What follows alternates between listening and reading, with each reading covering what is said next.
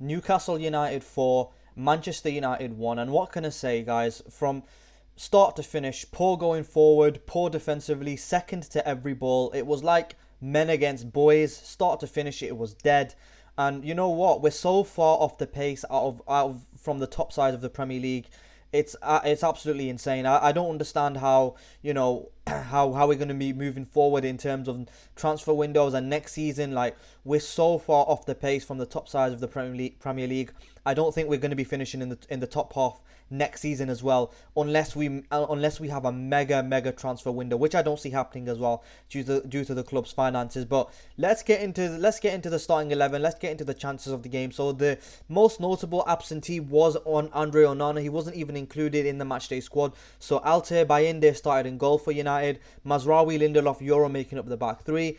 Dalot, Ugarte, Bruno and Amass making up the midfield four. Eriksen, Garnacho and Zirkzee making up the front three. So the only changes from my lineup was that Lindelof, Ugarte, Amass and Garnacho started ahead of Maguire, Casemiro, Dogu and Mount. And in terms of the first half, Manchester United started poorly. Newcastle put the ball in the back of the net in less than 45 seconds after Trippier's cross from the right finds the boot of an unmarked Joe Linton inside the 6-yard box, but the fullback was unable to hold his line in the build-up, forcing the linesman to raise his flag for offside as well. So that were the warning signs already into the game. First minute into the game and the ball is in the back of our net. Like, it's absolutely insane. 4 minutes gone. Murphy picks up possession in a pocket of space 20 yards from goal on the right wing after United give the ball away following a throw-in. With time to pick his spot, the winger drives a low hit to the far corner, looking to beat the outstretched arm of Bayindir, but the effort misses the target by the narrowest of margins. So that's another warning shot by Newcastle.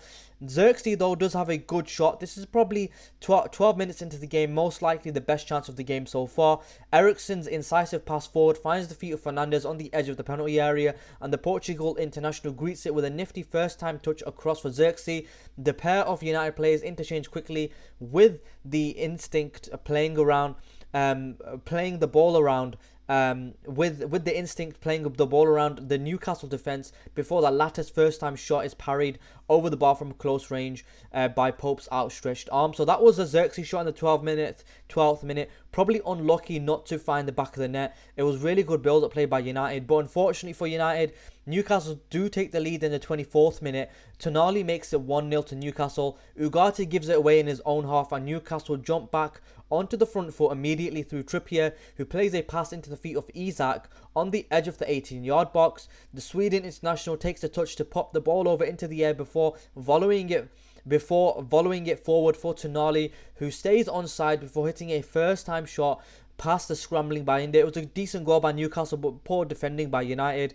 And then Bayindir does make a great double stop in the 33rd minute, but that was probably the only notable thing that he'd done all game. He'd obviously made an error leading to a goal in the second half as well, but we'll get into that in a minute. Barnes spots the overlapping run off Livramento and leaves the ball for the fullback, who picks it up in stride before hammering a shot from an acute angle near the byline. Bayindir gets two hands on the strike but can only push it into danger, with Isak on the spot winding up for a volley. The Sweden international makes great contact and looks to put his side two ahead, but Bayindir somehow lunges across and makes the second save too. So Bayindir coming up good in terms of the first half, making a great double stop, but that was it, to be honest. He makes an error in the second half, which leads to a goal, unfortunately for him.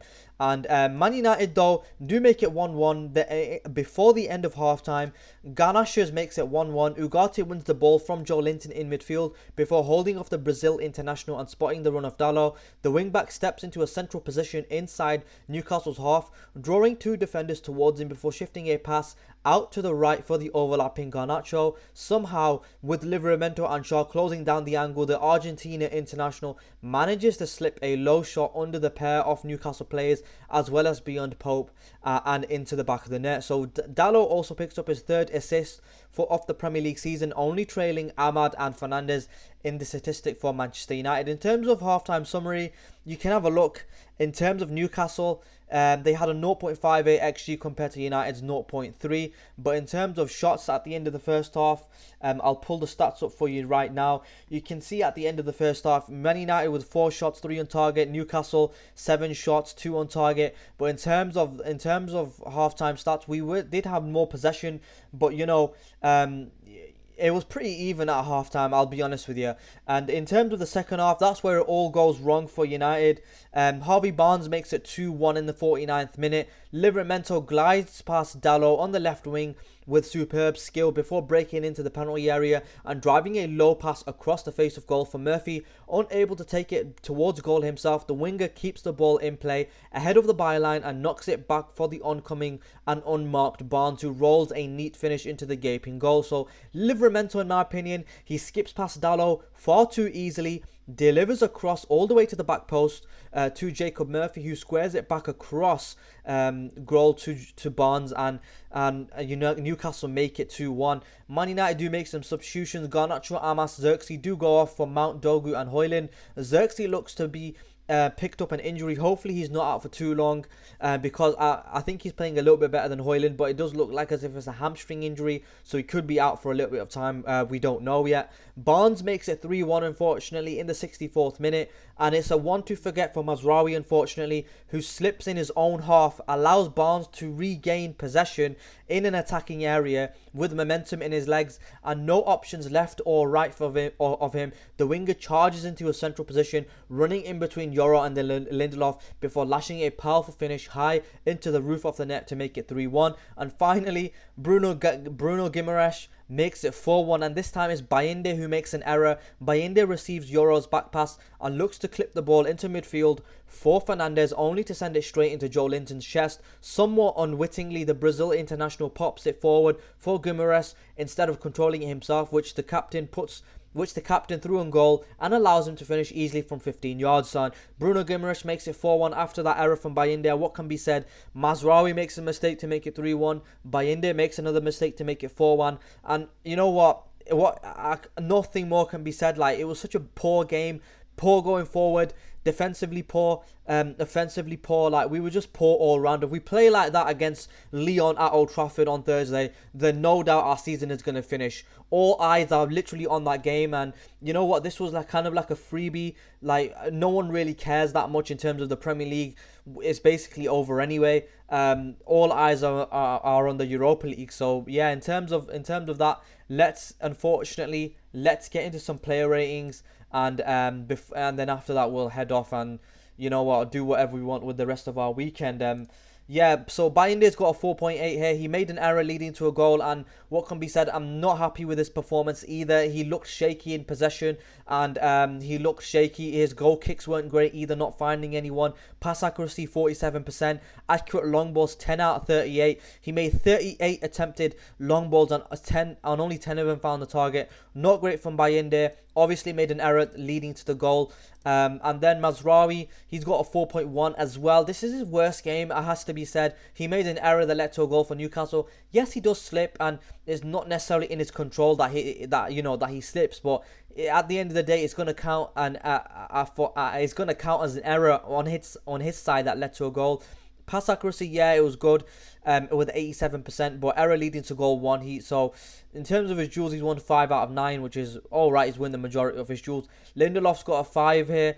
I don't think he was able to keep Isak quiet too much. Murphy, Isak and Barnes, the front three for Newcastle, got the better of the three for Mazraoui, Lindelof and Yoro. He did have a high pass accuracy, but he's only won 1 out of 6 of his duels, and not a great performance by Lindelof. Lenny Yoro, same can be said about him. 91% accurate passes, but 3 out of 4 duels won, which is alright, I suppose. Diego Dalot, he's got a 7.6 rating here. He did have an assist that led to the goal, but in terms of that, he wasn't really great. 5 out of 9 duels won, which is alright, I suppose. Manuel Ugarte, he was okay, I think. He did pick up a yellow card early on in the game, but he did win most duels of the match. He's got 89% accurate passes as well. And then duels, he's won 10 out of 15, which is what you want to see. You want to see your defensive midfielder winning the majority of his duels. I don't think he had a poor game. I thought he was okay. I think the defense had a poor game. Obviously, individual errors leading to goals. Christian Eriksen, again, a little bit quiet, not really too much going forward. 2 out of 4 ground duels won, and 42 out of 47 accurate passes, so not great in my opinion. Amass, again, he only lasted 55 minutes. He is only young, 18 years of age, and not much can be said about him either. 2 out of 4 duels won. Alejandro Garnacho, he's got 55 minutes played, 9 out of 14 accurate passes, but obviously he took his goal really well. It was a decent run by him as well. Good pass by Dallo, but that was our only bit of quality going forward, and that was it really. We had nothing going forward. 2 out of 6 duels won. And then Bruno Fernandes, he was okay. How many chances did he create? 1 touch in the opposition box, 1 touch in the final third. But in terms of chances created, 2. So usually he does have more chances created as well. Duels won, he's won 6 out of 12. I want to be winning more of his duels again. And Zirkzee, again, he was okay, not really saying much really. 5 out of 10 duels won. He did go off injured. Hopefully he's not out for too long. But yeah, apart from that, the substitutions, Mount, he's got a 5.8. Didn't really do anything. He lasted 35 minutes, but I don't remember him making any meaningful contribution. Chances created, 0. He's lasted 35 minutes and he's created 0 chances. I know Ruben Amorim keeps praising him, but I'm not seeing anything from Mason Mount that would, warranty him in kind of, that would warranty me kind of keeping him in the summer. Maybe I think we should be looking to offload him, but I think we need to have a major summer transfer window if we are to be getting back to where we belong, which is top, at least top half of the Premier League. We've fallen so far behind the top teams. It's unbelievable.